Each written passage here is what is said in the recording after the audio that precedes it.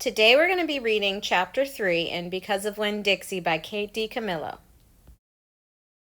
I started in on Winn Dixie right away, trying to clean him up. First, I gave him a bath. I used the garden hose and some baby shampoo. He stood still for it, but I could tell he didn't like it. He looked insulted, and the whole time, he didn't show me his teeth or wag his tail once. After he was all washed and dried, I brushed him good. I used my own hairbrush and worked real hard at all the knots and patches of fur stuck together. He didn't mind being brushed. He wiggled his back like it felt pretty good. The whole time I was working on him, I was talking to him, and he listened. I told him how we were alike. See, I said, you don't have any family, and neither do I. I've got the preacher, of course, but I don't have a mama. I have one, but I don't know where she is. She left when I was 3 years old. I can't hardly remember her, and I bet you don't remember your mama much either. So we're almost like orphans. Winn Dixie looked straight at me when I said that to him, like he was feeling relieved to finally have somebody understand his situation. I nodded my head at him and went on talking. I don't even have any friends because I had to leave them all behind when we moved here from Whatley. Whatley's up in North Florida. Have you ever been to North Florida? Winn Dixie looked down at the ground like he was trying to remember if he had. You know what? I said. Ever since we moved here, I've been thinking about my mom extra hard. More than I ever did when I was in Whatley. Winn Dixie twitched his ears and raised his eyebrows.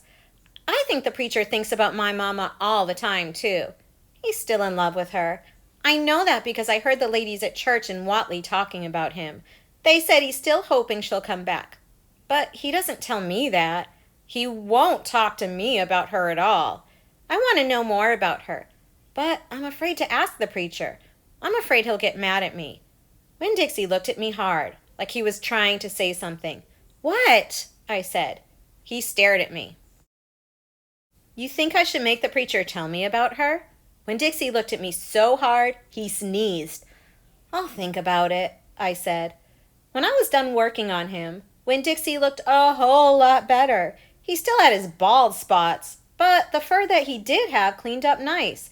It was all shiny and soft. You could still see his ribs, but I intended to feed him good, and that would take care of that.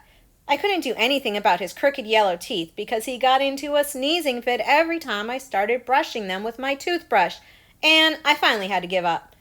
But for the most part, he looked a whole lot better, and so I took him into the trailer and showed him to the preacher. Daddy, I said. He said. He was working on his sermon and kind of muttering to himself. Daddy, I wanted to show you the new Winn Dixie. The preacher put down his pencil and rubbed his nose and finally looked up. Well, he said, smiling real big at Winn Dixie. Well now, don't you look handsome? Winn Dixie smiled back at the preacher. He went over and put his head in the preacher's lap. You smells nice too, said the preacher. He rubbed Winn Dixie's head and looked into his eyes. Daddy, I said real quick before I lost all nerve. I've been talking to Winn Dixie. Was that right? The preacher said. He scratched Winn Dixie's head. I've been talking to him, and he agreed with me that since I'm 10 years old, you should tell me 10 things about my mama. Just 10 things, that's all. The preacher stopped rubbing Winn Dixie's head and held real still. I could see him thinking about pulling his head back into his shell. 1 thing for each year I've been alive, I told him. Please. Winn Dixie looked up at the preacher and kind of gave him a nudge with his nose. The preacher sighed. He said to Winn Dixie, I should have guessed you were going to be trouble.